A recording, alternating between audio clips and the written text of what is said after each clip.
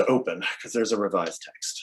All right, so I'm going to call this meeting of the Southborough Historical Commission to order. Pursuant to Senate Bill 2475, which was signed into law by Governor Baker on June 16, 2021, this meeting of the Southborough Historical Commission will be conducted via remote participation to the greatest extent possible. Specific information and the general guidelines for remote participation by the members of the public and or parties with a right and or requirement to attend this meeting can be found on the Town of Southborough's website at https://www.southboroughtown.com. For this meeting, members of the public who wish to watch or participate in the meeting may do so in the following manner by finding the meeting at www.southboroughtown.com/remote meetings. So, we are a little late, but that's okay. We had some technological problems that haven't prevented the landing of the plane. So, hello everyone. Hello, hello, hello. Nice to see you again. All right, we're going to try to speed through our agenda so that we have everything ready to go for 6 o'clock. And if so, what we'll do is we'll simply move on to the next meeting item and then come back to this. But I hope to get this through even in 15 minutes because we don't have that much to talk about. First, election of officers. This is the first thing on the agenda. I would be happy to continue as your valiant captain if you, the pirate band, consent to allow me to do so. Given all the confusion over Rebecca's reappointment, she was just reappointed yesterday. I had talked to her about whether she wanted to continue as vice chair or how we wanted to actually do that all. She is not committal, if I'm speaking that, she's fine with not being vice chair. I asked Jim this, he's not excited about being vice chair. I asked Mr. Kevin about being vice chair and he gracefully consented to be vice chair. So I think the first thing to do would be to do a election vote for chair, of which I can't participate, but I'll second the motion, take a motion for that. I will motion, move to have Michael continue as chair. All righty, and I'll take a second. Second. All right, so we have Rebecca Deans-Rowe. Yes. Kate Battles. Yes. Jim Blaschke. Yes. Kevin Miller. Yes. All right, there we go. Now I will entertain a motion to elect Mr. Kevin Miller as vice chair of the Historical Commission. Second. Well, I need a motion first. Oh, sorry. So moved. So moved. Okay. Second. And seconded by Mr. Blaschke. All right, let us have a vote then. Rebecca Deans-Rowe. Yes. Jim Blaschke. Yes. Kate Battles. Yes. Waisan says yes, and Kevin Miller says? I think I abstain on my own. You abstain. and I think also just for clarity's purposes, I abstained in the last vote as well. I don't think I actually mentioned that, but do you think we have to take that vote again just for safety's sake? Oh, wouldn't hurt. All right. I'll entertain a motion again, just for safety's sake, to make sure that we've done this correctly about the chair. So I move that Michael Weishan remain as chair or serve again as chair. there we go. One. Okay. Second. I'll second. Okay.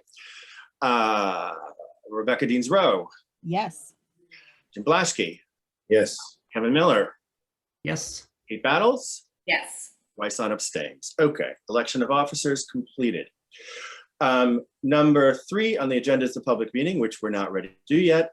Number 4. Sorry, Michael. What? I don't mean to interrupt you, but we need a treasurer. That's we have to reappoint the treasurer, unfortunately, as well. Oh, sorry. I'm so sorry. I'm happy to give that up to somebody. No. I've been doing it for 5 years. No. You have. No. I have. And my appointment is up in June, so if somebody wants to learn how to do this. No, you have a whole year. We'll worry about it later. Sorry, I forgot about treasurer, so we will actually do that. I nominate Kate Battles to continue as treasurer. Do we have a second? I'll second it. There we go. That's okay. And so now, my merry band, Rebecca Deans-Rowe, Yes. Jim Blaschke, Yes. Kevin Miller, Yes. my son says aye, and Kate Battles Abstain. abstains. Okay. Sorry. Yay. I mean, I did, it was a pipe dream that somebody else was gonna do it anyway. It's okay. You Exactly. did such a good job, Kate. Thank you. Exactly. And Annie, who is not here, of course, will continue as our CPC representative, which is not an elective office. Now, am I correct in assuming that we have, those are the three officers that need nomination? Okay. Okay. Just So, paid recording secretary, so we don't have to appoint him. okay, very good. Public meeting at 6, so we'll move on to this. I have sent you all on item number 4, a draft of the proposed new rules and regulations, as well as a draft of proposed changes to the demolition delay bylaw. I sent them to you simply to look over them. I'm not going to open this to discussion this evening. What I would like to do with your consent is to apply to Mark Purple to have these sent to town council to look at, and ask him to join us at, if not our next meeting, because we're going to be called back sooner than later for a permit we just received on Edge Hill Road demolition, but perhaps at some other meeting very quickly after that. So that would be my intent. I just wanted to get these out there. They'll be attached to the minutes for public review ahead of time, and just want to make sure that everyone feels we're being suitably transparent about these issues. So we'll put that up. I don't, go ahead, Jim. Question, are you looking for any feedback on these documents? Not now. I think we'll just put it up there for now. I mean, do you have something to say? I wasn't really going to discuss it this evening. I was taking action item to go through those, and if you want any red lines or suggestions, I can do that. The question is, at what state do you feel these are in? If you feel these are final and it's an up or down, let me know what you. No, it's not a final, but they've been, pretty thoroughly hashed over. So, I mean, we can take a look at that, I think, maybe in the meeting. What I'd like to do is send this to town council. They had suggested that we start de novo, in a sense, from the very beginning with a blank slate. Since we had done so much work on this already, what I thought would be advisable is to give them the work that we had, and then let town council take a look at it, and then go over that with him. Especially since he's a new town council, and that, we don't know anything about this. So I guess I just wanted to launch them out to you in a public format for now, and then have this be a subject of an entire meeting later on. Okay. I think you could probably make a motion, Michael, to approve that the chair submit them for town council review. That sounds fine. I'll entertain that motion. Second. Second, Rebecca Deans Rowe, yes. Jim Blaschke, Yes. Kevin Miller, Yes. Kate Battles. Yes. Very good. Okay. Michael Weisman. Can Michael I Weisson. Yeah, Michael Weisson says aye. Sorry, I'm kind of out of this. Kevin Miller. Yes, sir. just add a point about this? Because I think it's obviously immensely important to us and the town, that I would regard sending the documents off to town council as a very good idea. Obviously, I just voted for it, and as a way of expediting the conversation, because I think we do have significant conversation be had about the documents and about the language and about some of the philosophical underpinnings of them. And so I look at it not less as expecting that town council is going to go great, but that it'll be a way of speeding up the conversation that we need to have. And so, yeah, I'm all for spending a good deal of time in a meeting fully devoted to the subject.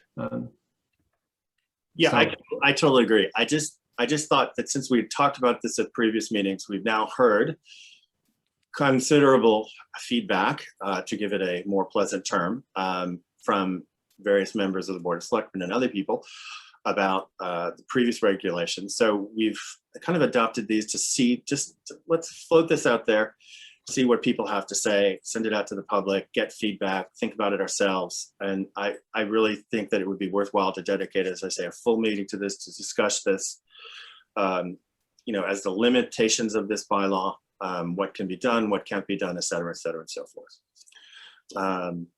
In the meantime, we are operating without rules and regulations.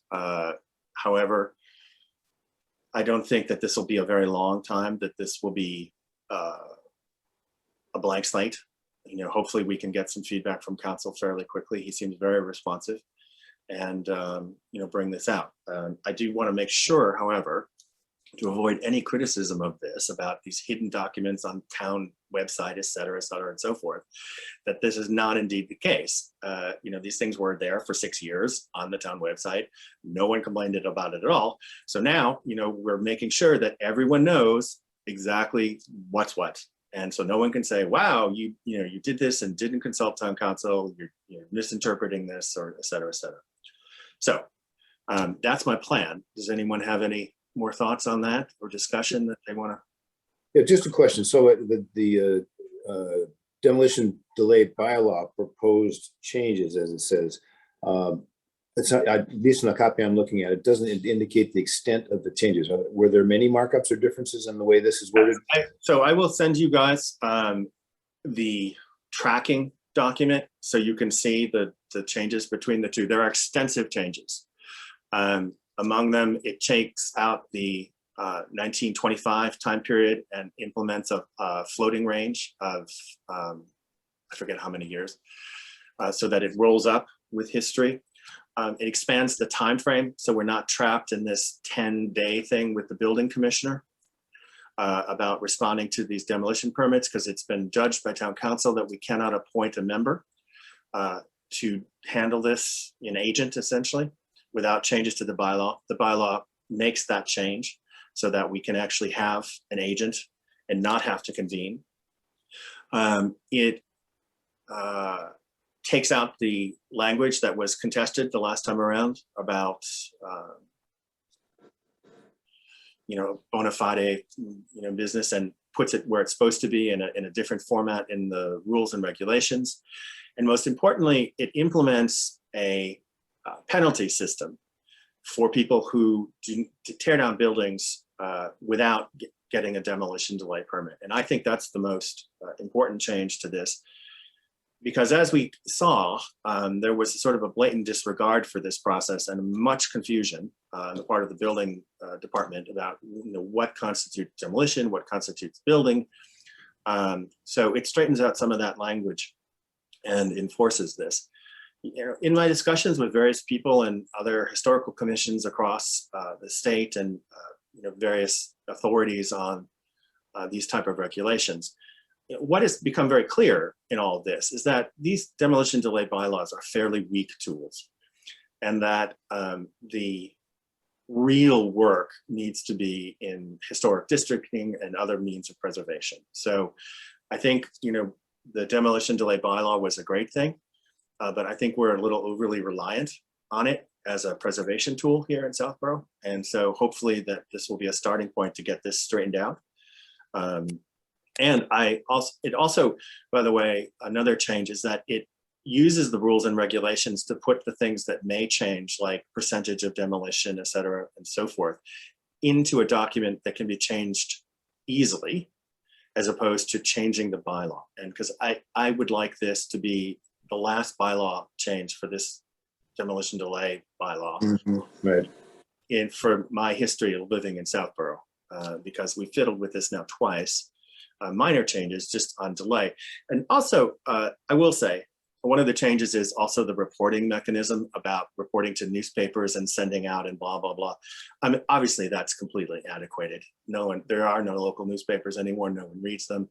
So these notifications are kind of crazy.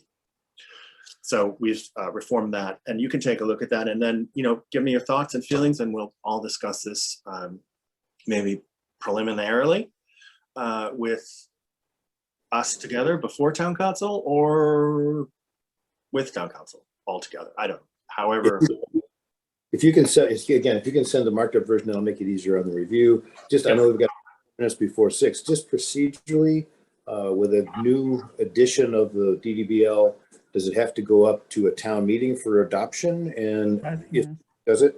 Yeah, it has to go back. And I have no intention to bring it up in this November meeting, which I think is going to be very contentious. Also, I don't think it'll be ready, frankly, because I think the close is when, Kate, very soon, right? 18th of October or something like that. Oh, you're on mute, dear. Kate, we can't hear you. Yeah, sorry. I believe it's 3 weeks before town meeting, and town meeting right now is scheduled for November 1st. So Okay. yeah, it's right around then. Yeah, Okay. it's not gonna be ready for prime time. Well, where I was going with the question is, if it has to be approved at a town meeting, are the options either take the new one or turn down the new one? Does the old one remain, or does the whole process maybe go out the window? What are the possible truth table out? Well, I don't think, okay, so I'd have to confirm this, but I don't think you can throw the baby out with the bathwater. So you can't get rid of the whole thing. You could, however, choose not to make these amendments, or you could make other amendments to the existing. Considering the type of changes that we're making here in terms of changing the language about building inspector, building commissioner, doing the dates and timelines, I think the two most important things, and potentially contentious or not, things will be the floating scale of the dates. And I think there's a very good reason that we can present at town meeting for that I think is acceptable, hopefully, to our townspeople. And the penalty portion, which was not there before. So there may be some conversation around that. That being said, I think there's a lot of work to do, because not only do we have to have these only rules and regulations, but we also have to have a revised bylaw. So, Michael, what's the process for enacting the rules and regulations and having them be enforced? Do we have to? those just need to be reviewed by town council, and they need to be voted on by us, and then they become enforced. And then we send them also to Jim Haggerty, so that he is aware of what and has them on file there. But as you see, that they've been fairly stripped down. It's a fairly minor process in the rules and regulations. The other thing is, one of the things that is an addition also in this new demolition delay bylaw is it took out of the rules and regulations the clause about having all the permits on hand before demolition could occur, and put that into the bylaw where it actually needs to be. That can't be in the rules and regulations. So I've done a lot of consulting work with folks very knowledgeable about this, and Mass Historical, et cetera, around these issues. So I think we are fairly clear about what can go into these rules and regulations and what cannot, and what needs to go into the bylaw and what can't. So hopefully this will be the last go around on all of this. So now my question is, how do we bring our folks up from Mass Historical? I hope it's going to be Ben. Do we see Ben out there anywhere? Yes. We do? Yeah. Bring him up, Ben. Let's bring him up as a panelist.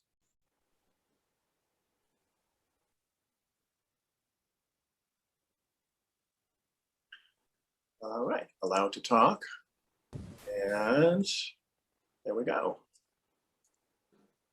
Ben, we can Hi, see. everyone. Hello.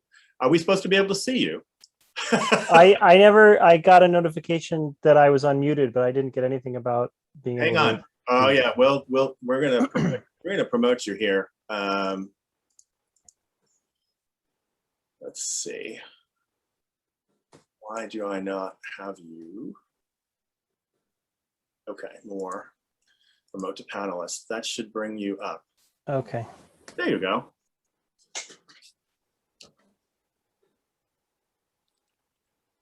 Are you with us, sir? Yeah. There you are. Hello, Hi. Ben. Nice to meet you. Nice to meet you too. All the back and forth. Yeah. We were a little nervous because we had not had the technology going here for us. Oh yeah. Our first time out. Normally we have a supervisor from the town of Southborough, but this was our first time flying solo. And let's just say it wasn't Lindbergh crossing the Atlantic. Anyway, so we're going to move on to the public meeting portion, item number 3 at 6 p.m., a special joint session with the Massachusetts Historical Commission to discuss the final approval of the Downtown National Register District nomination. So Ben, take it away. Sure. So I'll introduce myself. My name's Ben Haley. I'm a preservation planner at the Mass Historical Commission. I work mostly on the National Register program, and that's why I'm here tonight. I'm going to give two brief presentations. One, an overview of the proposed historic district.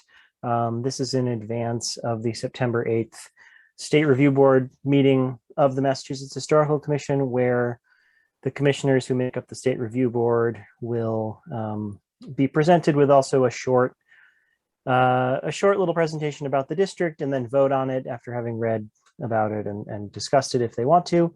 I see no potential issues there. It's generally a formality. So, but in advance of districts with 50 or more owners, we usually hold a public meeting, and so that's what this is, just to go out to a community and do sort of face-to-face as much as we can these days and take any questions.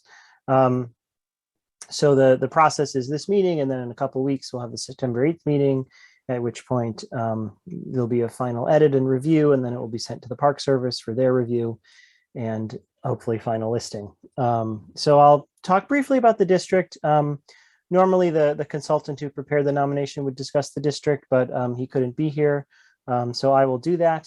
And then after that, I will give a more general presentation about the National Register program, just to familiarize people who may not be super familiar with it. And after that, I'm happy to discuss anything, answer questions, whatever. So I'll just get started if that works. So, all right. I do need to share my screen though.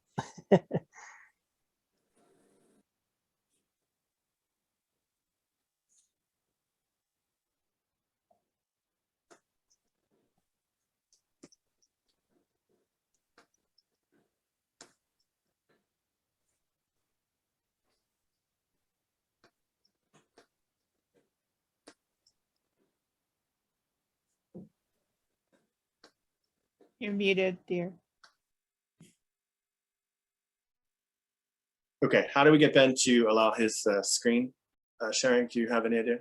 We make him a co-host? I did make him make him a co-host. That's it. Well, Okay. he's promoted to panelist. He should be able to share his screen, but let's make him a co-host. All right, here we go. Okay. Oh, great. Yep, that works. Thanks. Very good. Thank you. Okay, so hopefully you can all see this. It's just a blue screen. It says Southborough Center Historic District. Okay, so again, just a brief kind of overview of the proposed district. I'm not going to go through every property and go deep into the history. You guys all live there. You probably know it way better than I do, but it's just to give you an overview of what's in the district. So the proposed Southborough Center District, and here is the kind of rough in black, the boundary outline, is significant as a distinctive surviving example of a New England town center that originated in the early 18th century, and that reflects, as many of them do, the growth and evolution of a community over the course of the centuries, 2.5+ centuries. Located at the crossroads of regional routes connecting it to Worcester and Boston, as well as neighboring towns, some of the early surviving elements from this early period in the 18th century include the town's first cemetery. There's a view of it here. And the town common, which is off to the side here, which is an early feature of the town. The town pound is in the vicinity, another early feature. This area also served as a service and trade center for surrounding towns or surrounding farms for grists and sawmills that were on Stony Brook, which is now flooded.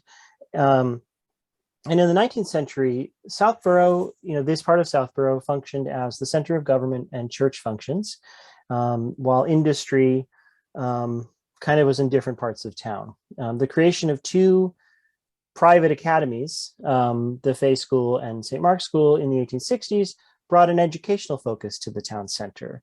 And this kind of new genteel status in the mid-19th century attracted other kinds of people, summer visitors, summer residents, retirees, and many of them were associated with the schools. And this kind of revitalized the center of Southborough and changed it in ways that it hadn't been before. And it also resulted in more development in the town center. The schools and the larger homes in the center employed professional staff and service personnel who lived in older sections of town and in peripheral neighborhoods. And so some of the center's significant examples of civic architecture you can see in this picture, right? You have you kind of arrayed around the town common. You have St. Mark's Episcopal Church on the left from 1863, and the townhouse next door in brick from just a few years later, 1870, both designed by an architect, Alexander Este. And beyond that, the Pilgrim Congregational Church, which the framing of which and perhaps other elements date to the early 19th century, but which was substantially renovated in a kind of a Romanesque style in the late 1850s. Talking about architecture, and historic districts are not just about the buildings and their architecture, but Southborough has a nice array of especially 19th and early 20th century buildings, and the center contains a distinctive arrangement of a variety of property types and styles. All of the buildings date to the 19th century or later. It includes some of the civic buildings I told you, designed by architects, as well as residential buildings reflecting various vernacular architectural styles, especially in central Massachusetts, a number of which are associated with local builders and carpenters who lived either in the district or in the area. The earliest houses in Southborough, the surviving 18th century buildings, those are not in the district, but they are also notable. But what we're talking about here, basically start with the early 19th century. And the oldest building in the district it's behind this tree. It's a cape, early 19th century cape, about 1805, the Bannister House. It's a classic cape, 1.5 story center chimney, what they call a full cape now. And that's considered the oldest building in the district. In 1811, a carpenter and a builder, Moses Newton, built a 2-story house at 15 Main Street with a center hall plan and a hipped roof in the Federal style. And this was kind of an advertisement for his skills. And that's this house that you see here. It's a notable example in the district. And directly across the street, he also built a house 15 years later. It's the house on the right. It's with a similar form, although it's been modified slightly, for the Thornton family. And it was subsequently owned by members of the Newton family. Moving along chronologically a bit, representing the mid-19th century especially are a number of Greek Revival houses in the district of varying sizes. These are two of the more sizable ones and the more notable ones. At the western end of the district, so just off the common, the brothers and also carpenters, the Curtis and Solomon Hyde, built substantial home for themselves in the middle of the 19th century in the 1850s. Curtis Hyde's house in the foreground here, it's a very elegant cross-gable, cross-wing Greek Revival style house with a monumental portico with double height Doric columns. It's a very distinctive building in the district. And then with the growth of the center's 2 private schools after the Civil War, the community expanded with newcomers that were employed there or in related commercial enterprises. New houses were built along Main Street, but also on farmland that was subdivided south of Main Street along 3 existing streets, Middle Street, Corderville, and Ladisquama Roads, that extended down to Stony Brook. And of course, that part of Stony Brook was inundated in 1897 by the Sudbury Reservoir. But this period is where you see a lot of pattern book houses, Victorian pattern book style, Victorian style pattern book houses in a range of sizes, styles, and elaboration that were very compatible with the local context. And examples on Main Street include these 2 houses, an 1870s Italian house at left, and a slightly later Queen Anne style house on the right. Another grouping of later 19th century, getting into the turn of the 20th century houses include these 2 on Ladisquama Road, the Works and the Ball houses. These 2, just to show you how they kind of blend together, on Main Street, you have the Fairbanks house at left, a Queen Anne style house, along with an older and modest Greek Revival house, and very much showing how two distinctive 19th century styles very much blend together and kind of are exemplify the mixed architectural character of the village, which really expanded in the second half of the 19th century. After the turn of the 20th century, the Colonial Revival everywhere, but even in Southborough too, tended to be the choice for homes, especially for homes of the affluent. Also, those who were interested in the history of where they lived or the history of New England architecture, they tended to design in a Colonial Revival style. And so here at left, you have one of these larger Colonial Revival houses in the district.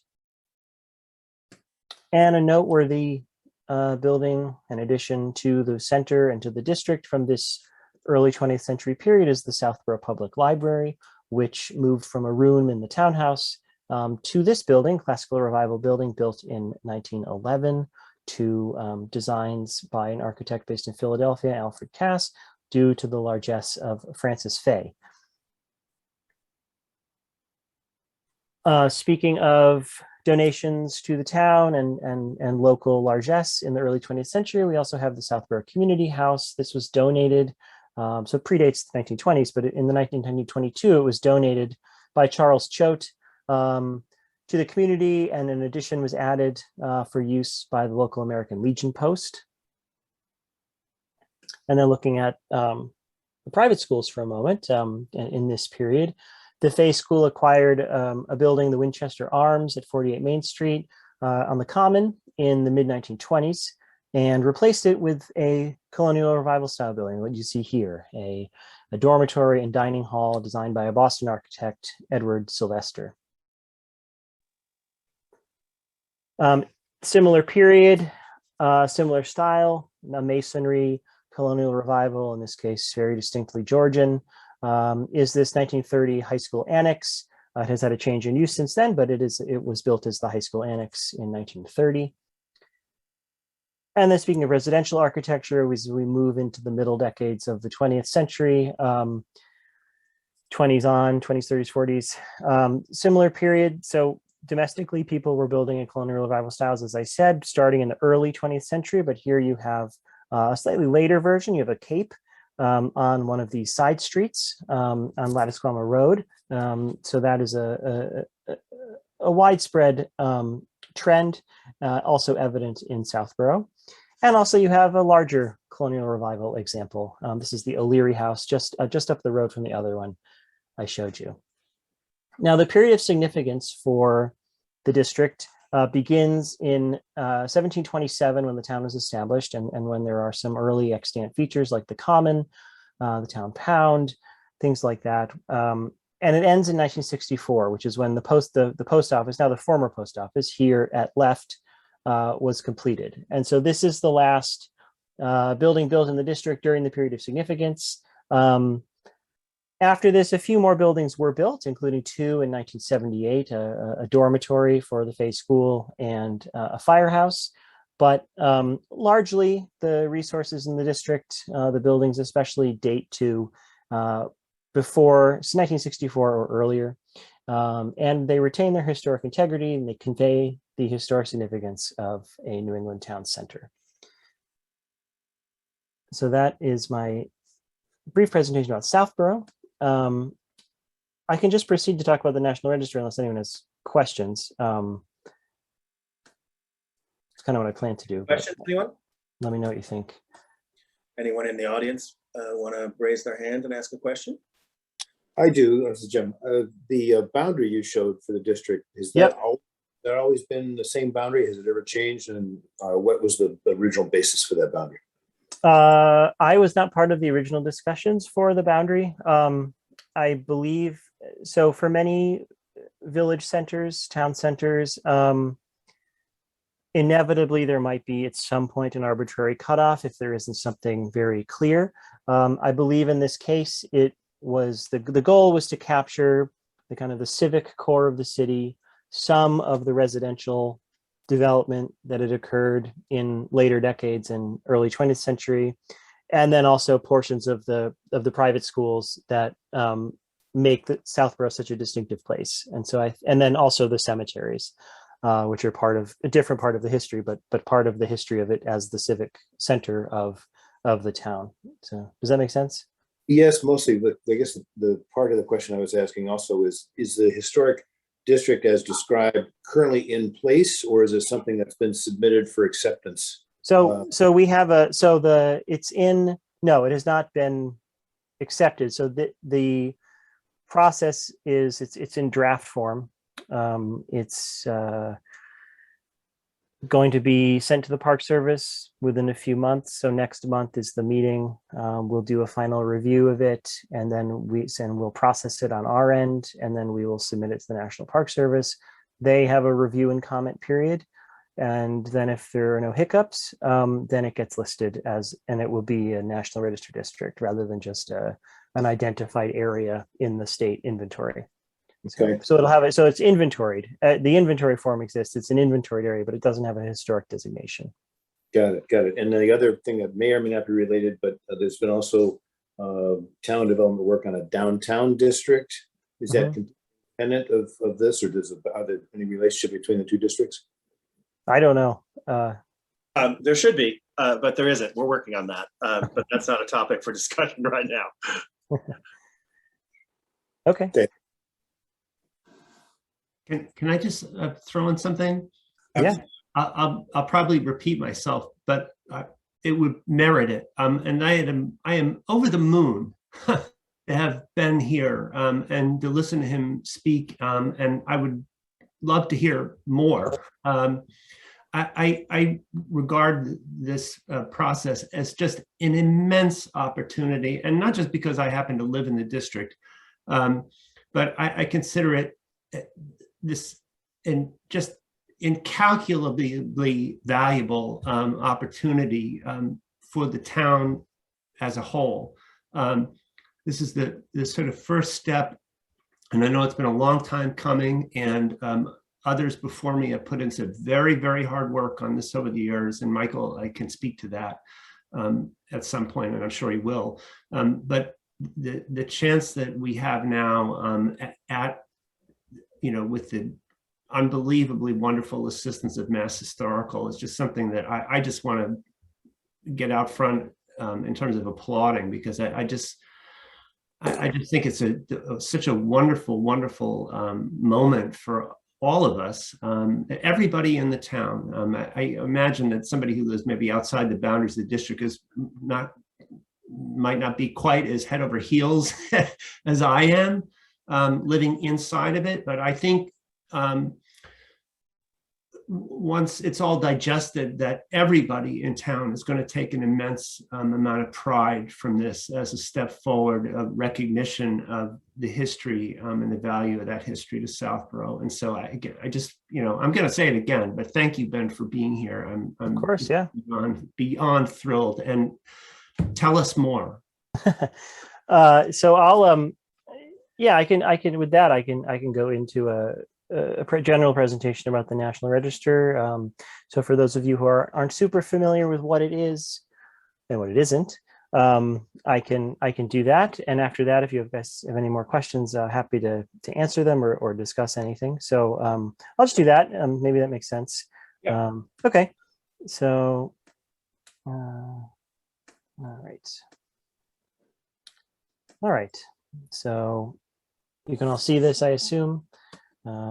Great. So the National Register of Historic Places, a public informational meeting. Just a little bit of background. The National Register of Historic Places, it was established in 1966 as part of the National Historic Preservation Act. I'll go into a little bit more depth about that in a moment, but just as an introduction.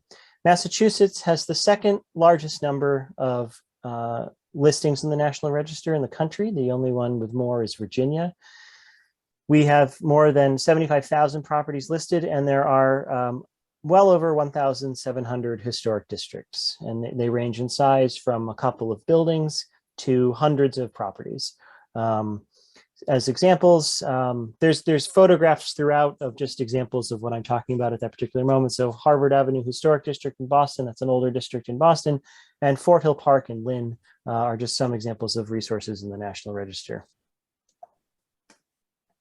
The Massachusetts Historical Commission, which is chaired by the Secretary of the Commonwealth, William Francis Galvin, was established in 1963 with the mission to identify, evaluate, and protect the significant historic and archaeological assets of the Commonwealth. It is the office of the State Historic Preservation Officer, as well as the state archaeologist. So the National Historic Preservation Act, just a little background on that.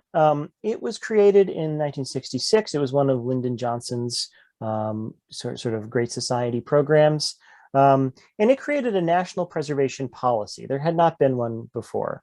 And that policy kind of outlined procedures, policies within the act and goals, and among other things, created state historic preservation offices. So the Mass Historical Commission was actually founded a couple of years before this act was passed. And when it was passed, the Mass Historical Commission became the State Historic Preservation Office, which is usually just called the SHPO, said by its acronym. And among the programs created through the act was the National Register of Historic Places, one of the sort of preservation planning programs that came out of it. And on the right here is a picture of Old Penn Station in New York. I just show that because the mid-60s, late 50s into the mid-60s was a time of great change in this country, urban renewal, the loss of monumental buildings like Penn Station, which was not because of urban renewal, but was a major loss and was one of these catalyzing moments for preservationists. And so the mid-60s is seen as a time where these things came to a head and led to the passage of the act. Now, the National Register contains a variety of resources, including downtowns. So an urban downtown like the Washington Street Shoe Historic District in Lawrence, rural areas like this farm in Brookfield, residential neighborhoods. A recent listing in Boston is the Esmond Street Historic District, industrial areas. Most of downtown Lowell is listed in the National Register. Many former industrial areas are. Very old properties, including the first period Blake House in Boston from the 1660s, and relatively new ones. Now it's over 80 years old, but this is the second house designed by Walter Gropius in the United States after he left Germany, and it's the first commission that he had. The first house he built was his own, which is now the museum owned by Historic New England. Public properties are listed in the National Register, like this school building in Shirley, and private ones like this nice little gambrel roofed cape in Gloucester. In Southborough, some of the existing properties in the National Register include a building associated with the Southborough School for Girls, the JDC Bradley House, which was listed a little over 20 years ago, as well as the South Union School in the south part of town, listed a decade ago. And then other, I wasn't going to show the map here, but resources associated with the Wachusett Aqueduct and the Sudbury Reservoir were also listed 30 years ago in the 1990s. That's a long linear district that goes through multiple towns, and it has to do with the historic resources associated with those features. In addition to buildings, the National Register includes sites. So the old settlers' burial ground in Lancaster, an 18th century cemetery recently listed. Structures, Carousel and Holyoke, an early 20th century carousel. The Mayflower II, which was listed earlier this year, late last year, which was built in the 1950s as a replica of the Mayflower, and now it's back at Plymouth. Objects, including street clocks. Many downtowns had street clocks. Some are listed in the National Register. Milestones. There are many, many, many milestones going back to the early 18th century in Massachusetts, and many of them are listed in the National Register. And statues, like this statue by Catherine Lane Weems at Harvard. And districts. So districts are, there are many districts, as I've said. Wendelltown Common is a kind of a rural village center district in central Western Mass. And a district in Springfield, an urban example, is the Outing Park district in Springfield. Districts are, as you may guess, ensembles. They're a mix of buildings, structures, sites, and objects, and together those things tell a story, and they form a cultural landscape. Some properties are eligible for listing only in a district. and others are listed individually. So for instance, on the left here, you have a row of turn of the 20th century apartment buildings in a neighborhood of Boston. Now, individually, these are not eligible for the National Register, right? They probably have had a number of modifications over the years, inside and out. They may no longer individually retain historic integrity, but not only that, individually, they may not tell the story that they tell collectively. And so as a collection, they tell a number of stories, which is possibly immigrant history, the history of the development of this part of Boston. They may reflect particular architectural styles that were dominant at this particular moment. So collectively, they tell a story that they couldn't tell on their own. And then individually, as an example, this house in Northampton, it's a modest mid-19th century house, but it is individually eligible also because it was owned and occupied for a good portion of its early existence by two two escaped and then freed slaves who were helped along by abolitionists. And they moved to Florence, Massachusetts, which is part of Northampton, which was a hotbed of abolitionist activity in the decade or two before the Civil War. Some properties are eligible for both. They're eligible individually and as part of a district. An example here is in Roxbury, in the Roxbury Highlands National Register District, but it is also individually listed. This is the Alva Kittredge House. It's a very fine Greek Revival mansion. So to be eligible for listing in the National Register, what has to happen, or what happens? So resources or areas, so an individual house or an area like a town center, they're evaluated for National Register eligibility based on documentation provided in inventory forms. And usually that's MHC doing the evaluation. In towns that are certified local governments, the Historical Commission of the town does a first pass at evaluation and then sends it to us, and we concur or disagree or ask for more information. So, but MHC generally has the final determination there. Area forms is what this looks like. This is an area form. This is the Southborough Center area form. So this is what was evaluated 6 years ago or so. And when it was determined that this was eligible for the National Register, this is the cover form. And the nomination was based in part on this document. Resources or areas, they must meet at least one of the 4 National Register criteria for significance. I'll go through those in a moment. And they must be able, or they must retain sufficient integrity to be able to convey their significance. And I'll talk about what that means too. So criterion A, the first of the 4, has to do with events and patterns of development or broad patterns of history. And there are many subsections within this area, within this criterion, many areas. So for instance, one is education. So in Oakham, the old brick school is significant under criterion A as part of the history of education in Oakham. On the bottom, this array of particularly well-preserved triple-deckers in Worcester is eligible under criterion A as part of the history of Worcester as it relates to immigration, labor history, industrial history. This is the period when Worcester was rapidly industrializing. People were moving to Worcester to work wherever in the factories, and they needed housing, and the buildings like this were built to house the workers.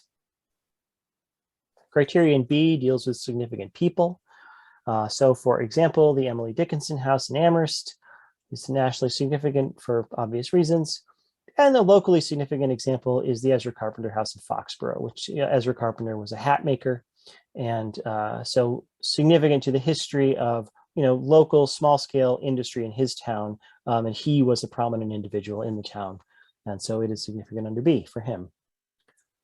Criterion C has to do with design and construction. Just some examples here. The Baird House in Amherst. This is the only house in Massachusetts designed by Frank Lloyd Wright. And on the lower left, you have a very fine surviving example of a Greek Revival house in Harwich. And on the right, you have for engineering, you have the Golden Hill Bridge in Lee, an early lenticular truss bridge, which was demolished after it was listed, but the documentation was very useful for preservation planning purposes. Criterion D has to do with archaeology, either prehistoric or historic, and the potential of those things, the potential to tell stories about our past. A place does not have to be excavated to be significant under Criterion D. And an example here from the historic period is the remains of this blast furnace in Richmond in far western Mass. It's the Richmond Furnace Historic and Archaeological District. The idea being the potential here, if one were to excavate it, they would find out quite a lot about the industrial history of this area. Many eligible properties meet more than one criterion, as you might imagine. The Southborough district is being nominated under A and C. Here's an example that meets 3 of them. This is the Fellows Farmstead in Sheffield. It's an 18th century house that was the home of John Fellows, who was a brigadier general in the Massachusetts militia during the Revolutionary War. And it's eligible for his occupancy of it, for agriculture. It was a farm, for military significance because of his military significance, and for C because it's a very fine example of a vernacular Georgian farmhouse.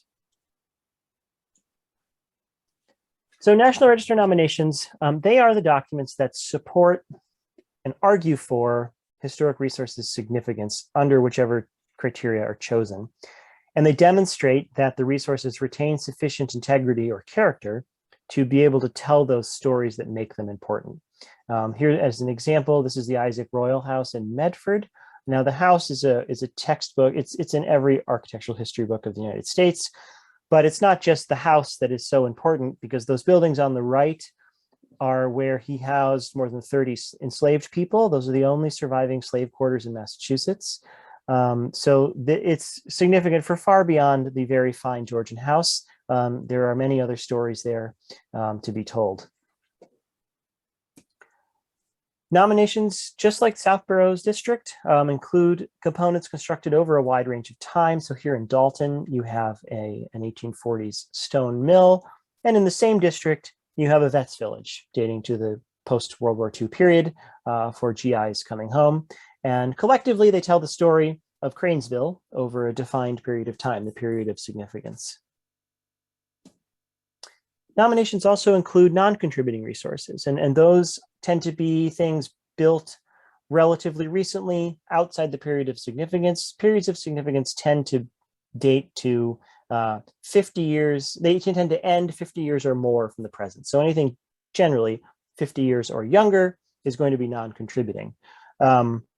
Or if something is old but has been dramatically altered, no longer reads as old or historic, then that also too can be non-contributing. So here you have a mix. You have a 19th century building on the right, and on the left, you have a 1970s building, which when this district was listed several decades ago was far too young to be considered a contributing building. Nowadays, we may have to reconsider that. Documentation that goes into a National Register nomination includes the narratives, a description section, a historic significance section. That's kind of the argument for why something is important. A district includes a data sheet that includes every resource, building, structure, site, or object in the district, and whether it is contributing or non-contributing, date of construction or alteration, etc. Maps, various maps include USGS maps, district maps, and photography. I'll go into this. And this gets to the heart of what the National Register is. National Register is it's a planning and documentation program fundamentally, right? And this is the meat of that. This is what goes into it and why it is a useful document. So to be listed, properties, they must be significant and they must retain their integrity, their historic character, as I've said. But in a district, they do not have to, they do not have to be perfectly preserved. So here's an example in New Bedford. All of these buildings are, from the same era, the second half of the 19th century, more or less. Not one of them is perfectly preserved. They all have modifications of some kind, right? Maybe it's replacement windows, maybe it's, asphalt shingle siding or asbestos siding, additions, but they still read as historic. They collectively read as an earlier streetscape. So collectively, they convey a historic significance.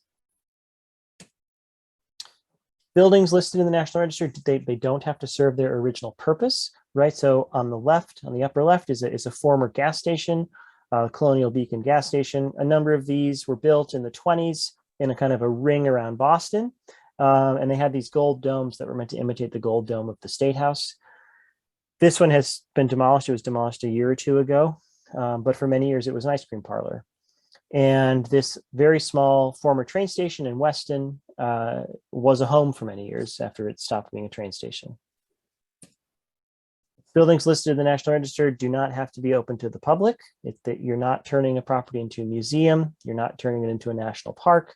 It's still a privately owned property. It's just a historic designation. They do not have to be painted in particular colors.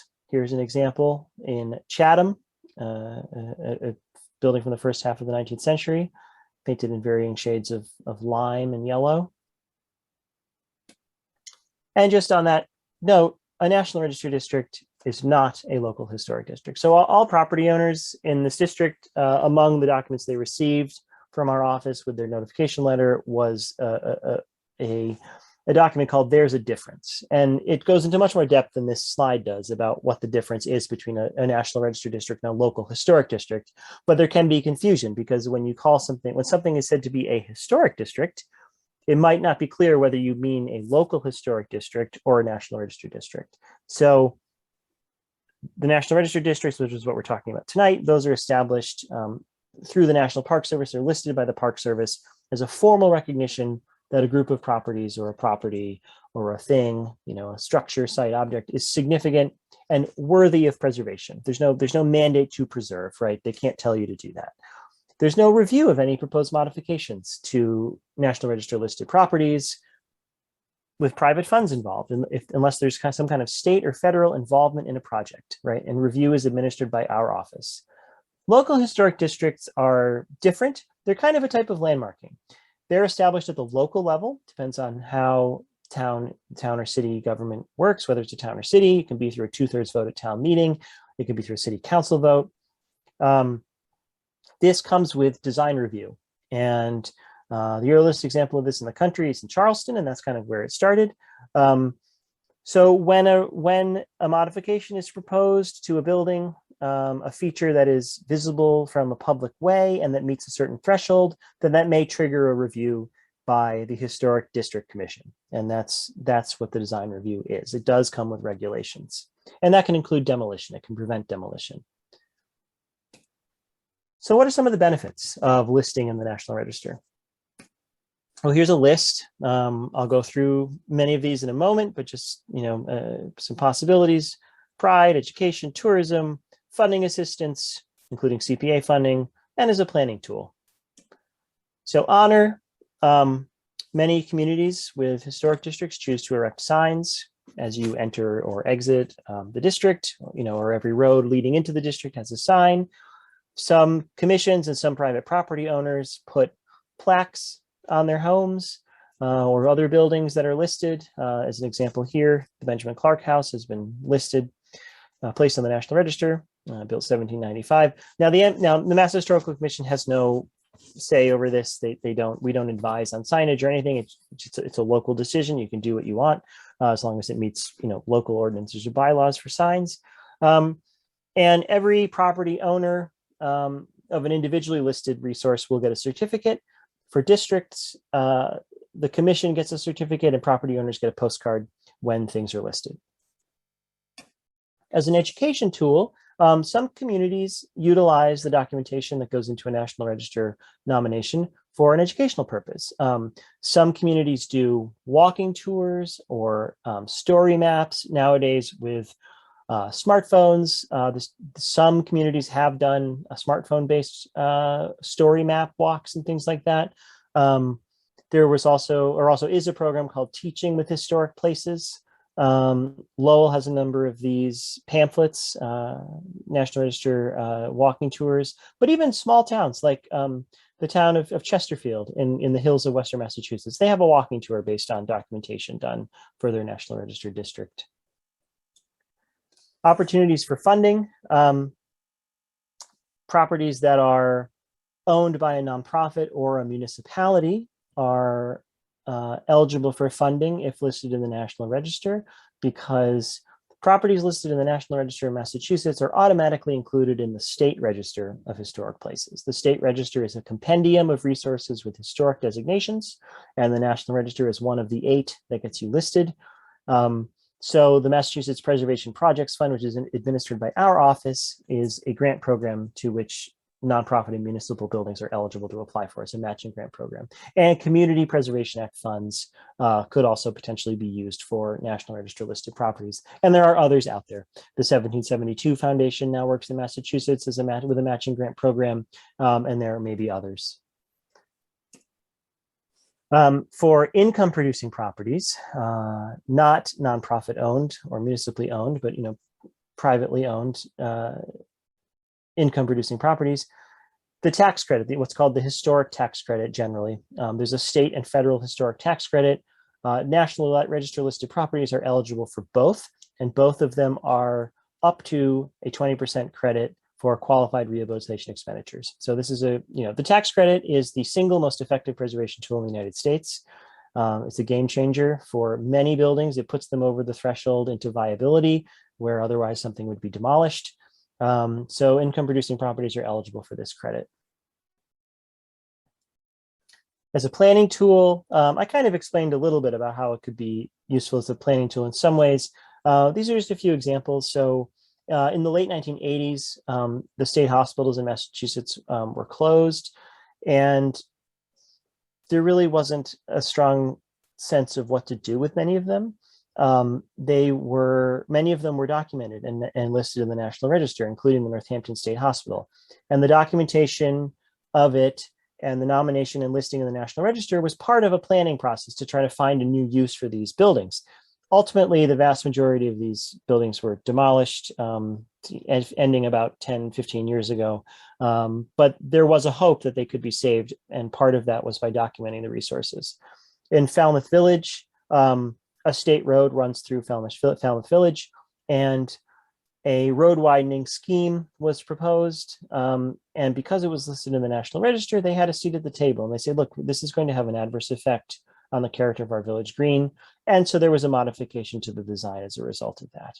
With the Rockland Public Library, there was a proposed addition. They needed a large addition.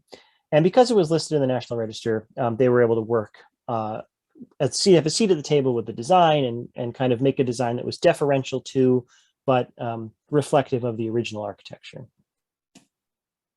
Now, when something is listed in the National Register, these are public documents. You can find them on both the National Archives and also on the Mass Historical Commission's website through our database called MACRIS, the Massachusetts Cultural Resource Information System. This is the new interface. I don't think it's public yet, but it will be shortly. And you can search for it and find it, download information, whatever. There's also a mapping platform, which I find very useful. It's MACRIS Maps, which if you want to find it, you just Google MACRIS Maps. It's the easiest way. And you can also find anything there and go to the record pages, download inventory forms, National Register nominations, whatever, for anywhere in Massachusetts. And so I just would end with saying that, National Register nominations, it's not just a top end thing. It's not just the state and federal offices that are working on it. It's very much working in conjunction with communities, especially districts, right? We're working with the local community. They come to us, right? We work with them on it, and something gets listed, and it's part of planning. It's an arm of planning, and it's for the goal of preservation. So for more information, you can contact us. You can also just go to our website and get in touch with us that way. So that's all I have. Well, thank you, Ben. That was great. Yeah, you're welcome. I have not seen a lot of those buildings. I thought I'd seen pretty much everything historical in Massachusetts, but wow. I particularly am sad about that dome-shaped gas station, though. Yes, there are very few left. Another one was demolished in Woburn recently. Or maybe that one was in Woburn. There's two that were demolished recently. There's one on Mass Ave in Boston that still survives. It's fairly run down. But yeah, they're little buildings. People find them hard to repurpose, and they're often in areas that are desirable now to redevelop. So a little tiny gas station is not gonna survive most people. I know, you make a great summer house or something. You can just move the dome. I think that's such a clever idea. Yeah. There used to be a great Gulf station, a very classical revival one in Harvard Square that was there for a long time, where the Inn at Harvard now is. Oh. another one of these, 1920s kind of, go motoring kind of structure. Yeah, yeah. Does anyone on the commission have any questions for our good sir here? No? Kevin's just grinning like a Cheshire cat, however. Totally happy about that. I'd like to throw it open to members of the public if they have any questions. I know we have some participants here.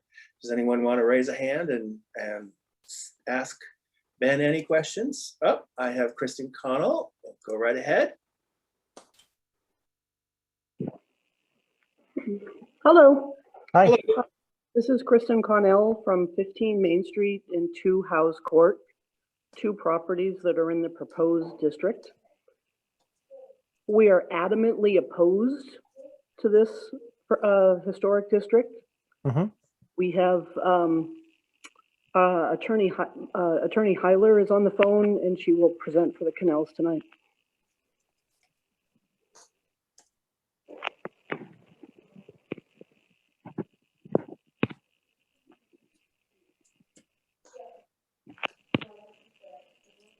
Sorry, you may have to activate her connection.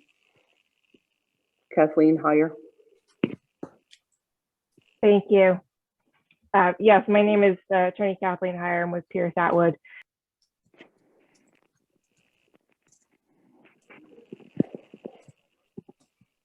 Okay. Go ahead. Okay. All right. We're there. All right. Yes, my name's Kathleen Heyer. I'm with Pierce Atwood, and I'm representing the Canals tonight. As Kristen said, they own 15 Main Street, as well as other properties in Southborough. They're very strongly opposed to this designation. They don't want the property included, and we will be filing the requisite paperwork in writing directly to Mass Historical. But this seems like another effort to interfere with property owners' use of their own real estate. I think the commission knows the history with my clients. I doubt Mr. Haley does. But in short, my clients have recently gone through the demolition delay process, and through that process, it's become clear that this commission has been overstepping its bounds with respect to the demolition control bylaw. I believe your new town council recently said that he thinks that the past actions have been bordering on illegal. And my clients are very concerned that this simply provides another option for the commission to further interfere with property owners' development and redevelopment of their own property. They have no faith that this designation will be exercised in good faith, and they are concerned that this is in part an attempt to stop them from redeveloping their property pursuant to the demolition permit that they already have in hand. They also would like to see the redevelopment in a more modern dynamic of the downtown, and this designation will make it more difficult for businesses to come into the downtown because companies will not want to deal with having to go through the restrictions that are in place. And I understand that this is not intended to be as restrictive as a local district. However, the bylaw is not being enforced properly as is. And we just have no faith that this will not be also misutilized. I'll just say that every property owner received 4 documents with the notification letter, one of which explains how you can object. So I assume you'll see your objection letter. Yes, we will do that. There's also one called Effects and Benefits of Listing in the National Register. I don't know if you have read that, but this is a federal designation. And as an attorney, you probably know that the federal government's police powers are pretty limited. How towns use National Register designations is indeed up to them. But as I've stated,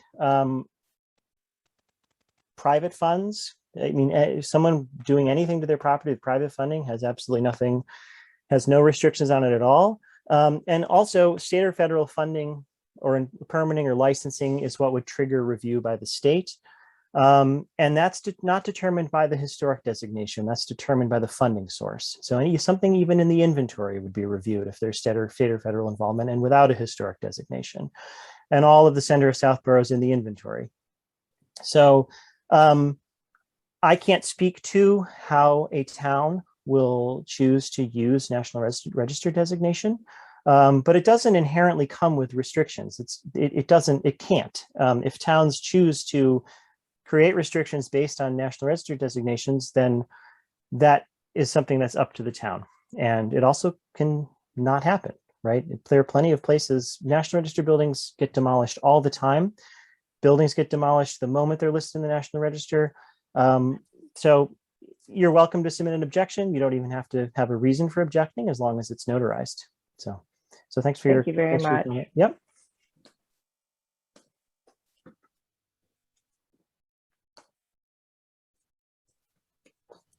Any other questions for anyone?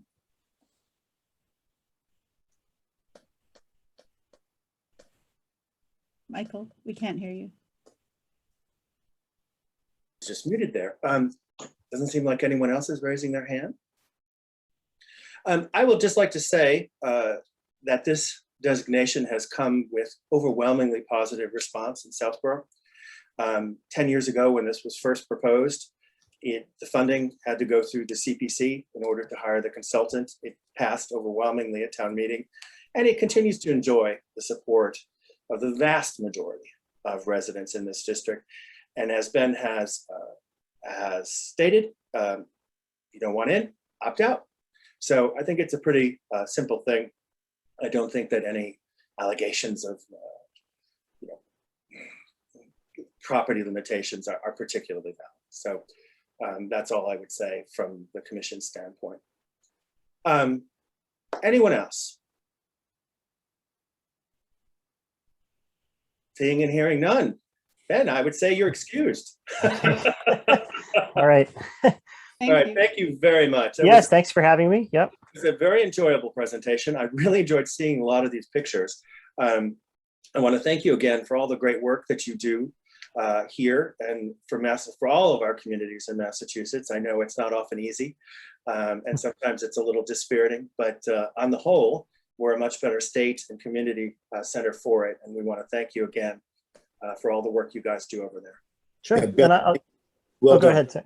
Thanks. Okay. And I'll just say, the September 8th meeting is also a public meeting. It's also going to be virtual. So you can go to the Mass Historical Commission's website to get the link. It's probably not up yet, but it will be closer to the date. Those meetings are always at 1 o'clock on Wednesdays. So September 8th is a Wednesday at 1 o'clock.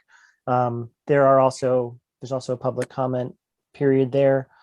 And if you submit an objection letter or a letter of support, those are due by the date of the commission, meeting. And I will just note again that preservation is a tool.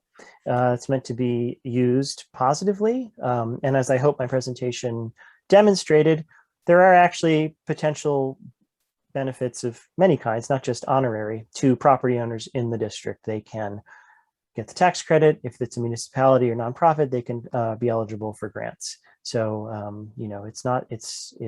it has in the right hands and used correctly, it can have a very positive benefit to a community.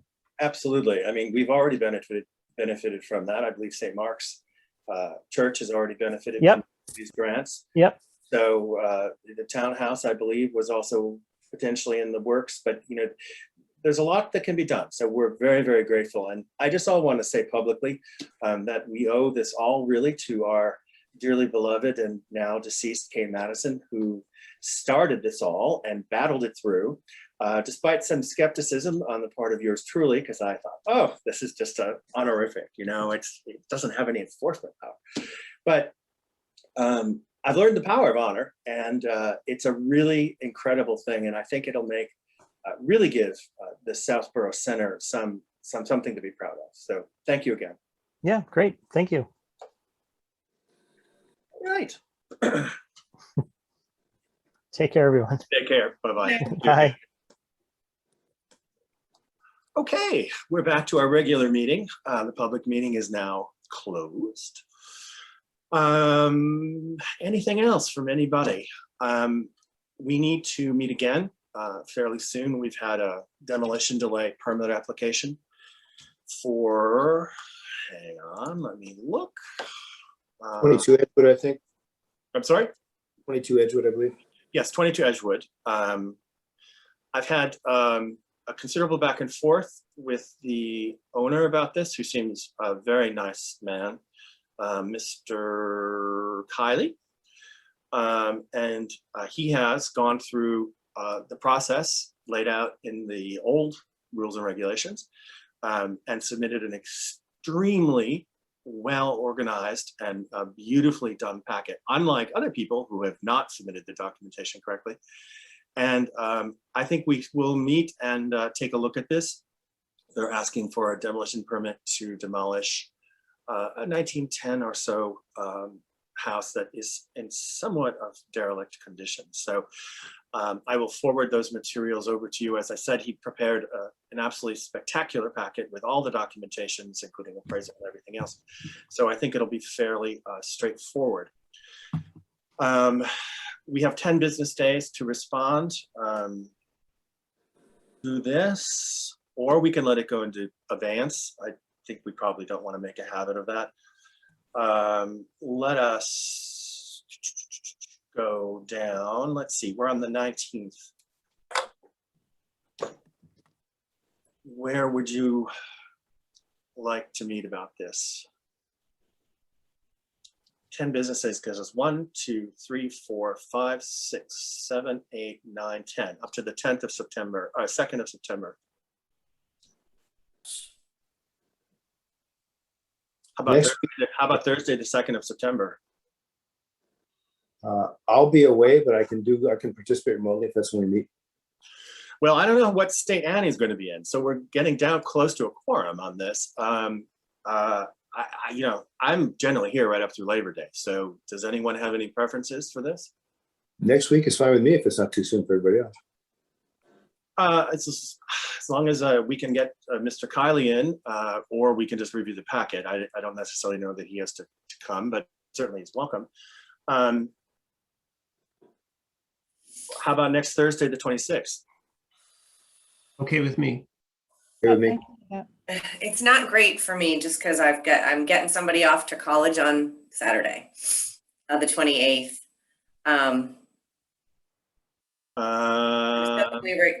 The following week would be better, but if not, I will do my darndest.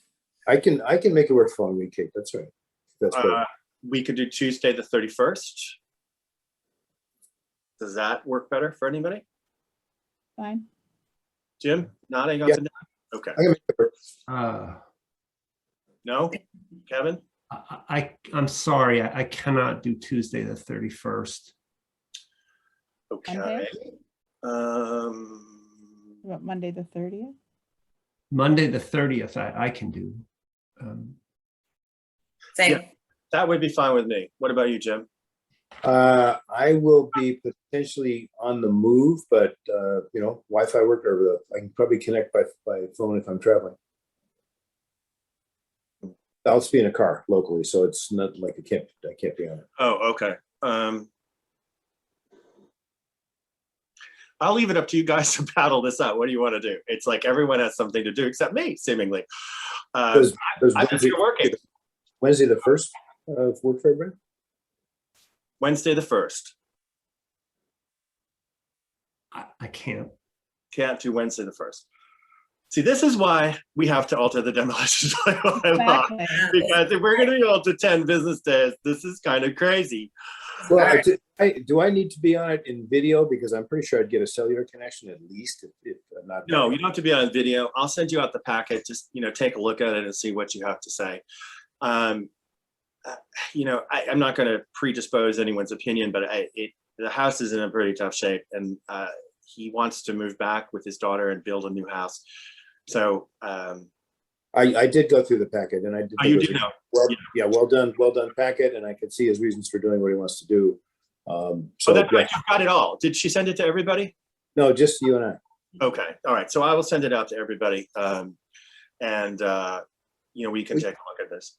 We can make Monday the 30th work. The only trick might be that if I'm supposed to start this whole Zoom session and all that, it might be a little tricky for me to do on the run. Well, I can start the Zoom session, but we're going to have to get some information out of our dear new IT person, Jason, about this YouTube portion of it, because these instructions simply did not work. And I'm pretty good on YouTube. So I don't know. So where are we on all this? Who said they could not do the 30th? No one? I'll be in motion, but I'll make it work. Okay. In motion is fine. Kevin, you're okay with the 30th? Yes. Okay. Rebecca? Yes, what time, Michael? 6 or 7? 6 o'clock. I mean, I'd like to, my goal at doing 6 o'clock, I was talking to Kevin about this yesterday because we were both at the EDC meeting, which started at 7:30. He said, oh, well, it's great because you have time to have some dinner. And I said, yeah, but it takes up your whole damn night and you're tired. So I'd rather do these things at 6 if that's all right with you guys, because, hopefully we generally are in and out in an hour. And then you can go on to have the rest of your evenings. Am I thinking that's not correct? Fine. Okay. I can do it. Okay. All right. Well, then let's set 6 o'clock on the 30th as the next meeting, and we'll let Annie know. 6 p.m. I don't know. She's probably going to be in Grand Babyville by then, so I don't know. We'll see with a newborn. A newborn. So this will be the only thing on the agenda, Michael? Well, I'll put the standard disclaimer. I don't think we want to. Yeah, no, but the goal is just this demo. Yeah. Yeah, I mean, we're meeting just for this demo. I mean, I can put initial discussion of the bylaw on there if you want. Do you think? No, that wasn't that. I was just curious. Okay. Just a busy couple of weeks coming up. That's why I'm just trying to gauge the time of it. Yeah, I mean, our next scheduled meeting is on the 16th of September, which is what I'm proposing, will be proposing to meet with town council about this. So that I would think would be our meeting. I don't know, Kevin, I don't know if were you here when we set this schedule? 16th at 6? That's okay that's okay with me. Okay. Okay, good. All right. So then I think we're all set here. Anything else? Anybody have any other? I do. I just want to kind of, so I'm clear in my head and we can clear the decks on a couple things. First of all, we're still in open session, correct? Yes, we're still going. Okay. At least I think we are, because it still says recording. Well, they're two separate things. I'm not sure which order to address them. One, we had on the agenda approval of meeting minutes from the June meeting, which we haven't addressed. Thank you. And that's a concern. I think it's something that we should spend a couple minutes on.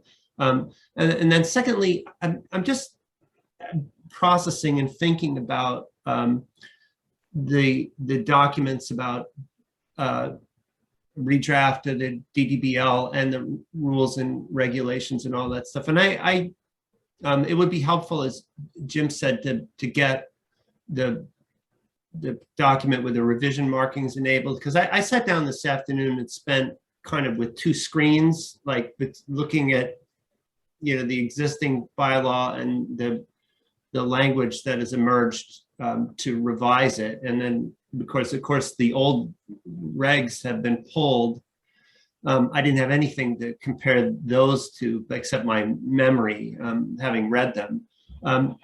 Yeah, I don't have a copy either, because I'm not sure what was right. They've vanished. So that's okay. We have to deal with, work with what we have. And like I said earlier, I'm fine with, on the one hand, I just would like to get a little, talk this through, if I may, a moment.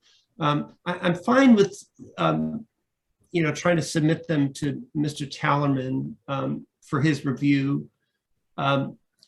My own, and again, as a way of expediting the process, my own run through them this afternoon. I have concerns, and the only caution I feel is that if we put them up as the proposed draft minutes, Oh, wait, I'm sorry. Are we talking about the minutes? Or are we talking about the? I'm sorry, I apologize. Let me roll it back. If we put up the proposed draft documents of the revised DDBL and these draft rules and regulations, I worry about, I think I can anticipate, let's put it this way, the response from town council on some points. And I wonder if we might not be better served to try to tidy them up ourselves first, before a release. I'm just trying to find the smoothest, most effective path to something that will work for us. And so again, I'm open-minded. I don't have, this is not a kind of sub rosa way of trying to get my way or anything. I'm thinking, we are unanimous here. Right. I don't think we've ever had a split vote, except when Rebecca and I were the only two people to vote for the original demolition delay bylaw, and everyone else chickened out. Well, I just think my own kind of, again, review of it. I won't get into the details of it, but I don't know. And if putting them in front of Jay Tallerman can expedite where I think we need to go, I'm all for it, because ultimately they have to pass muster with him. So if that's a quicker way to get there, I mean, I don't need to have my paw prints on it. I'm just offering up the opinion that, based on my own, of course, non-legal review of them, I see some issues. And given the volatility of the situation, I just thought I'd put it out there to figure out what is the best way we can do this. Well, I can tell you the way that Mark Purple told us to do this, which was to talk to Jay Tallerman first. Good. But all I thought was I would be amenable, for instance, to sitting down at a table with him, I guess appropriately masked, because we've got that. Well, not coming. No, we're all now, meeting room. Right. Well, I mean, if you're in town hall, you have to wear a mask. But I'm just saying, like, I long to sit down as a group with Mr. Tallerman, with the documents on the table, and like do the hard pencil work line by line, to get to where we need to be. And so I just feel some concern about publishing draft documents that may sort of be a little bit of gas on what's now a sort of smoldering issue. That's all. And I didn't think they were that controversial, frankly. But I mean, I think that this is something that the changes that we are proposing are stuff that we've talked about, forever. I don't look. I mean, Kate, are we obligated now that we've talked about this to put these things onto the put these things into the minutes? Oh, I don't. To include the documents, we didn't share them on screen. We didn't discuss them in detail. I do not believe they count as technically a used document. So no, I don't believe that they need to be attached. If I were doing it as a recording secretary for planning board, nobody put them up on the screen or anything like that, I wouldn't attach them to the minutes. But I only send them when they're approved also, which is usually a month out. So yeah, well, the minutes have to be approved. Yeah, okay. Yeah. I mean, listen, I don't care. Whatever you guys think is fine. I just will on it. Just well, they're not going to be posted anywhere until they are approved. Correct? Yeah, let's put it this way. I mean, when I was going to talk to Mark Purple, I was going to attach these documents to the request to say this is what we wanted to discuss with him. I've already told them that we have a draft of these things, and that, to my mind, it would be most expeditious to take this from a point of departure to the next place, as opposed to starting, with tabula rasa and saying, okay, Mr. Dalman, what do you think this should look like?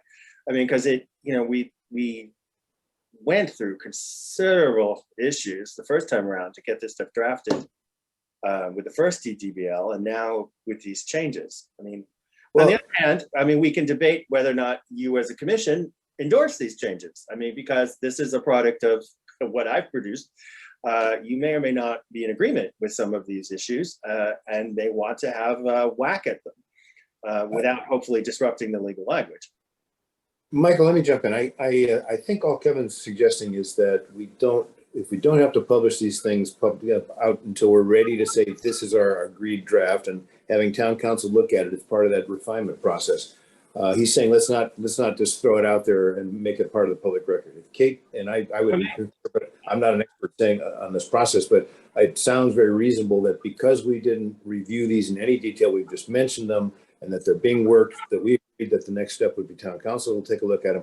We wait until such time as we've got a workable, mutually agreed draft before we put it out to the public. That's I Agree. Yeah, what I'm saying is, just for the record,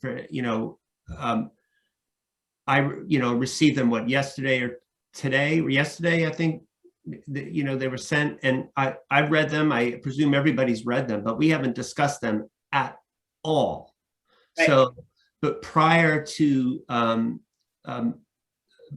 publishing them publicly, even as draft documents, I would be in favor of sending them to Mr. Tallerman, letting him have a whack, and then let's come back and talk about it together or in concert with Mr. Tallerman and hack out our own individual objections, because I admit I have some reservations on a couple of points, and that I think we can, resolve. But I would be in favor of that process before, if it's possible and within the bounds of open meeting regulations, to have a more thoroughgoing examination of the documents before we publish them as this is what we want, because I'm not sure it is what we want. I think we will be able to come up working together with a better product. Listen, I understand that was the process that we were going to take. Okay, that I think that the draft initially has to go to town council for review, and then that the next step was that we were going to all meet together via Zoom or in person to discuss it, because we have to do it in a public meeting anyway. So, and I don't believe we have to at this point, on the town website or anything, no drafts need to be posted. So I think our first step is just that we have to have special, town council review, and then we will meet to discuss our individual feedback as well as the feedback from Attorney Tallerman. That's my understanding. If I'm wrong. Works for me. Yeah, I'm totally fine with that. Listen, my only goal here over the next year is never have to hear the word rogue commission out of another Board of Selectmen member.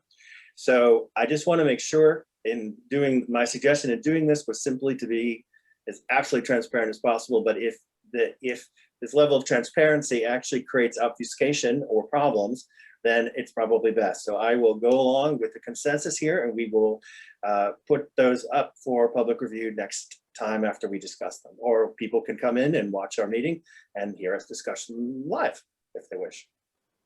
Does that sound amenable to everybody? Okay. Do we need to vote on that, Kate?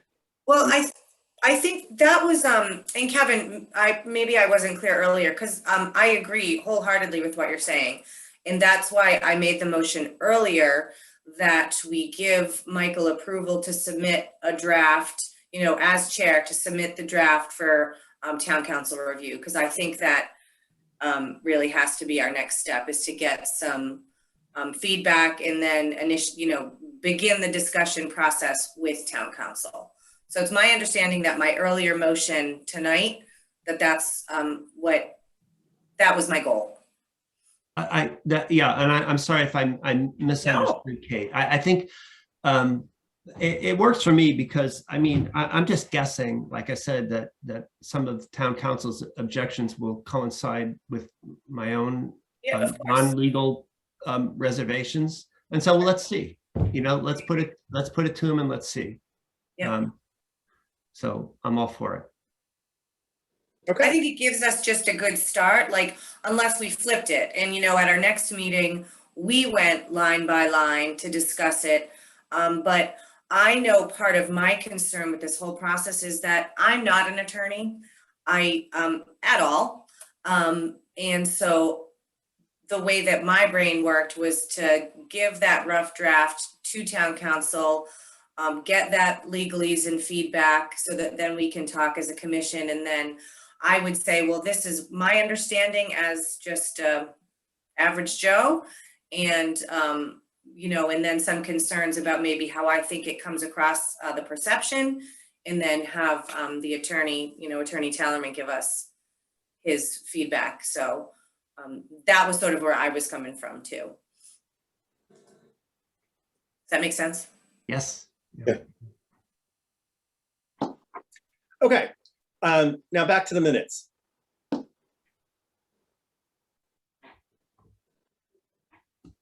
Kevin? The minutes that there was a public records request for that we all reviewed, that you had to submit a draft for, because otherwise I didn't receive any new minutes today. No, those are the minutes that have already been posted and are up online.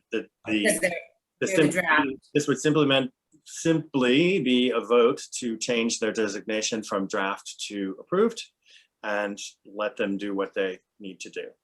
Okay. So do I have a motion to that extent? Or I see Mr. Miller saying something. I know what you're going to say. I can bet I know what you're going to say. Oh, all right. Well, can I say it anyway, or? Yeah, sure. He wants me to strike out. He wants me to strike out a certain comment in that. Well, there's a, I've given this a lot of thought, and I guess, I don't want to. Well, they're up already. This is right. They're right. They're up already, but the final approval is sort of codifying the rhetoric as a matter of record. And, the way I think about it is, if hypothetical, if somebody, steps on my toe accidentally or on purpose, at the time, I'm quite agitated. And let's say my toe was already a little sore and somebody stepped on it. And I yell out at the time, Are you implying, sir, I have foot problems? No, I'm this is the hypothetical I do. But you dirty so-and-so, I don't, and I am beyond outraged. And and a day later, you're still feeling pretty annoyed, but it's a matter of. Oh, it wasn't a day later. It was a week later, and I'm still annoyed. Right, and the rhetoric that applies to that, and you say, this is someone that I meet on the street all the time, and maybe the offense was inadvertent, and maybe it was purposeful. I don't know, but we have to do business together on a regular basis, and I can, a week later, I might soften it to, well, that was annoying. And then a couple of weeks after that, it might be, well, that was inconvenient that somebody trod on my toe. But ultimately, it doesn't soften at all. When I record it for all time, do I want to put it, I want to be accurate to the feeling at the time.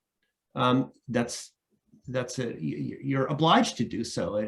Truth and minute keeping. However, I'm not sure if reminding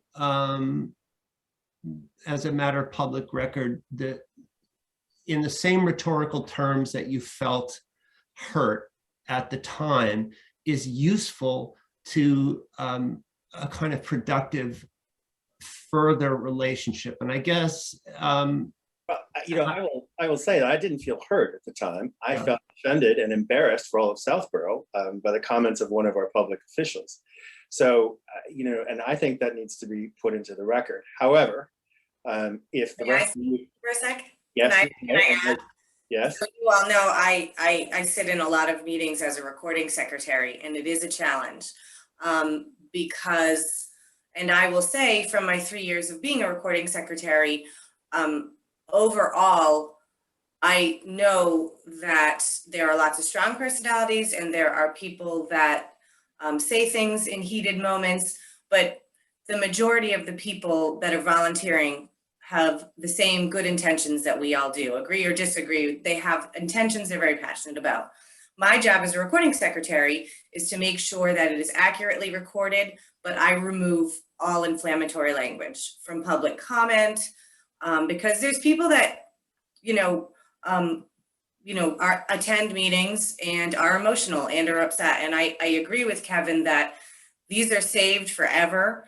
And you definitely can send the message, but it's important to make sure that the rhetoric and the inflammatory language is appropriate for being preserved in perpetuity. I don't remember in particular what Kevin might be referring to be completely honest, but I'm just saying it is an important part of the minutes, I will say. he's referring to the passage where I said that if Mr. Healy wants to start apologizing, he should start apologizing for himself. Because he had said, I have been apologizing to everybody at Southborough for the behavior of the commission. It's like, no, you should apologize for your own misbehavior here, which has been particularly egregious and embarrassing to all of Southborough. But, yeah, I would agree with Kevin on this point, though, that's not necessarily minutes, right? That minutes are going to summarize sort of what happened. And I don't think we need to add fuel to the fire at this point either. that's fine. That's fine. I'm not going to argue this. I've already said, and you know my feelings on it. I'll tell you, how about this? I move that we send the minutes back to either Kate or Kevin, have them altered in whatever ways you wish to have them altered, and then we'll bring them back for final approval next time on the, where are we? Wherever we just said, 16th? No, sorry. Or the 30th, you want to make it a 30th. Yeah, 30th. Yeah. We'll just put in a quick on agenda item on the 30th. Yeah. Does that sound? Mhm. All right, I'll entertain a motion to that effect. I move that we update the minutes and re-look at them on the 30th. Very good. Second? Second. Rebecca Deans-Rowe, Yes. Mr. Jim Blaschke, Yes. Mr. Kevin Miller, Yes. Ms. Kate Battles, Yes. and Mr. Weisland abstains. There you go. And with very great appreciation and thanks for the indulgence and the patience and even the abstention. Which, No, listen, we do things here by consensus, and that's the only way this thing really needs to go forward, because we have enough external enemies. well, We can't have any discord, within our group, right? And besides, we're all happy campers. I completely agree, and I think we're on a good path. I think we're in a sort of what I would characterize as a kind of healing cycle, and I think it's going to be good for all concerned, on and off the board and in relations with other boards. So that's sort of it's the only motive I have in pressing the point. No, it's fine. And I will just also say that I think our relations with all the other boards are pretty good, except with one or two individuals on the board of selectmen. But that being said, perhaps we can change their minds too. I'm certainly open. My goal is to get all, like 100%, we're all together. Oh my God, you have not lived in Southborough long enough. Well, maybe there's never consensus in this town. This is the maybe town of disagreements. This may be the optimism of my non-youth, but I'm clinging to it. Well, God, we all need a little optimism in the world. So Right. And Amen. onward and upward with the arts and with the historical commission, I say. Amen to you, brother. Amen. Yeah, I'll add a little funny anecdote for a second about getting your toes stepped on. I smashed my foot one time in the dark, and I didn't have it attended to. And now when I see that fourth toe on my right foot, every time I see it, it reminds me of an unpleasant experience. So I think I agree with Kate. Let's keep the business in the minutes and keep any personality stuff out. That would be my request in the interest of just keeping it all level. And it's hard. I do understand. I've been in these meetings too. I get it, but I hear what Kevin's saying too. I was just watching, oh God, what is the title of that crazy thing on Netflix with Tomlinson? You know what I'm talking about? With Lily Tomlin and Grace. Yeah, I love it. Yeah, the new episodes are on, and Lily says to Grace, she says, "You know, half of life is just showing up and learning how to shut up." So maybe that's my new motto. Anyway, so on that note, dear friends, I think that unless you have anything else, I will entertain a motion to adjourn. Just one question. There was a letter from a Ray Hodgkins, I think it was, about the business district expansion. Right. He said he was going to send it to the planning board and copy the selectmen and us. Just process question, what happens to that type of a statement? Does that get heard anywhere? The planning board discussed it briefly, just did what you did. It just noted that they had received the email, which we can add to our minutes, Dave, too, is that the Historical Commission received the email from Mr. Hokinson regarding several of the properties that wanted to be included in the downtown business village district. Planning board said just that. And Mr. Hokinson was on earlier, and he did also attend the planning board meeting and spoke briefly, but that's typically where it's at. If he wanted to discuss it publicly, then he can also get on the meeting and do that with us. But it's good to acknowledge that we were in receipt of that email for the minutes. Oh, for the minutes, yes. I do acknowledge all emails we get, by the way. I do send thank you for your email. Yep. Thanks. So to make sure that everyone who writes us, and I try to do that within a couple of hours of getting it, so that people understand that we're responsive to whatever they're talking about. All right. I just have one last thing, maybe before we go, and that is I'm trying to process the appearance of the person opposing and her attorney, the National Registry designation, and I'm sorry, Ben.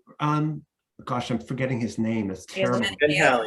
Ben, yeah. Oh God, he was just wonderful. I want to thank him personally. I mean, I was, again, I have a rooting interest, but I was kind of riveted and loved the presentation.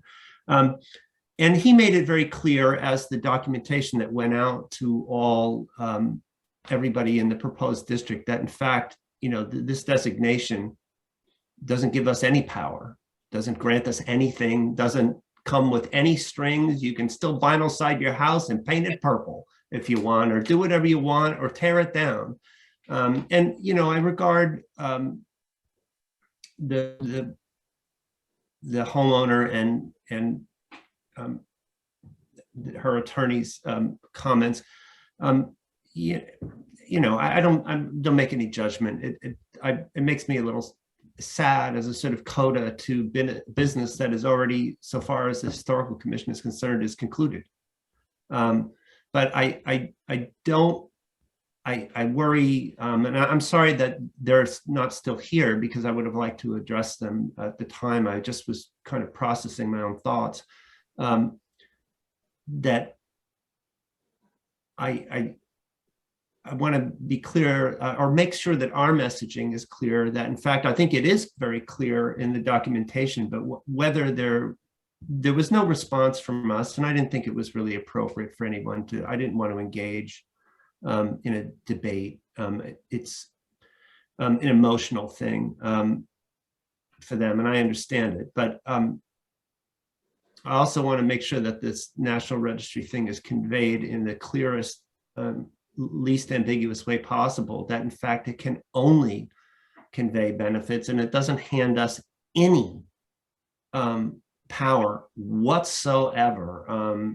You know, and I just throw that out there if anybody had a thought on that. I don't really know what to do about it, or if anything need be done, really.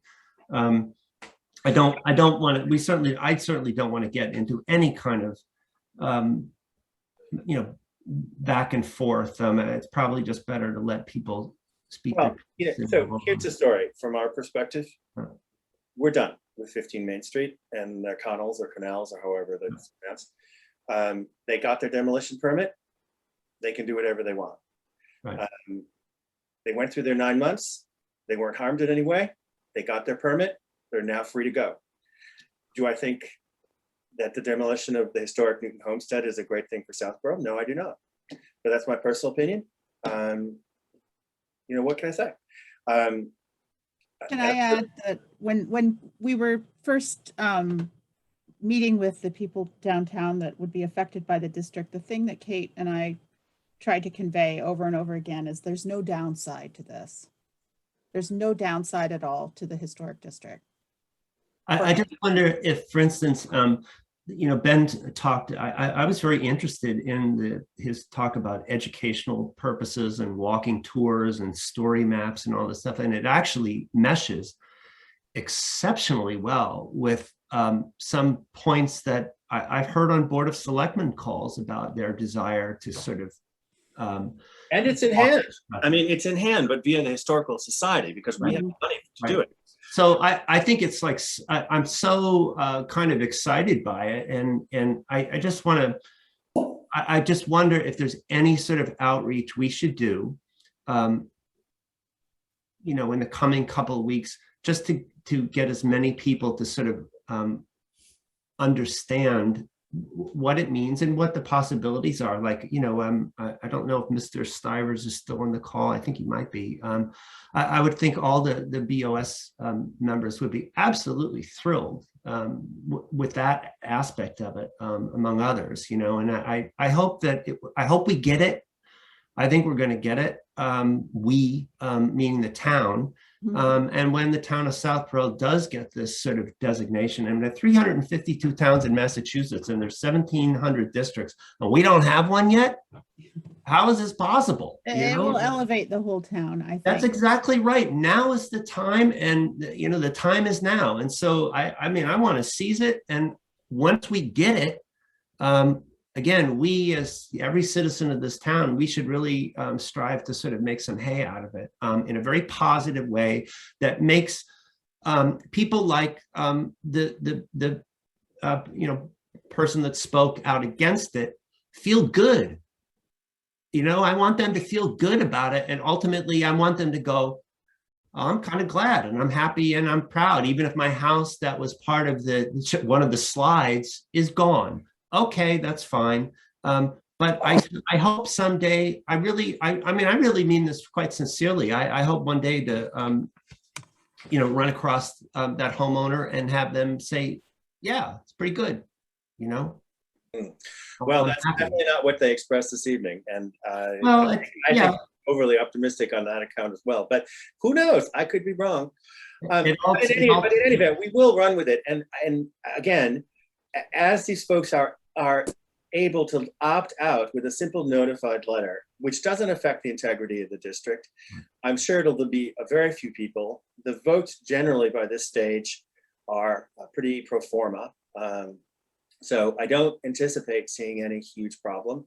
And again, as I said, you know, from all the way along the line, we've had positive feedback from by far the majority of people.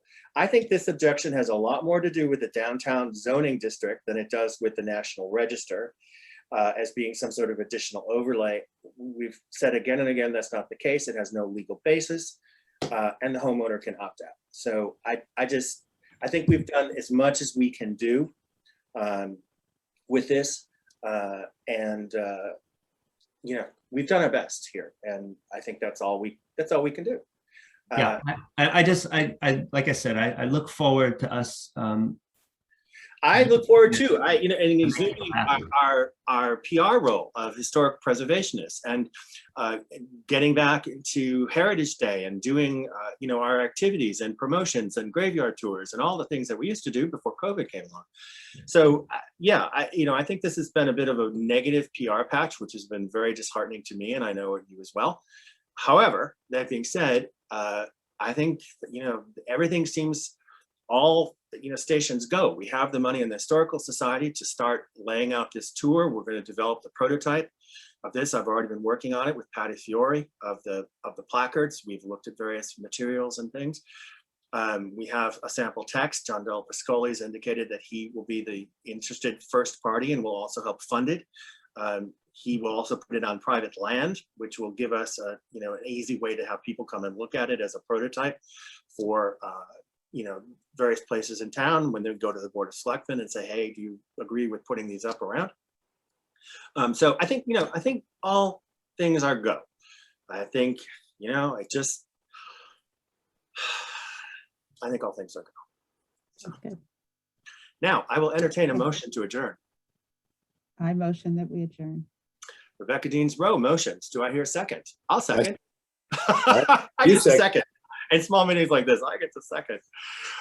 So I want to thank everyone. I want to thank our new vice chair for all his participation. I look forward to working with him on this, and also our various efforts with the downtown. I should also just say, Can I say, Michael, by the way, that I'm eternally grateful to you and Rebecca and Kate and Jim and Annie, God bless her, and a healthy baby, for this sort of faith that you're putting in me on credit, because I haven't done a damn thing yet to merit it, but you've given it to me anyway. So I'm going to do my darndest to earn what I've been advanced. So thanks a lot. No, thanks for standing in for it. Appreciate it. And I'd argue that based on all your participation in so many other town meetings, you have wholeheartedly earned it.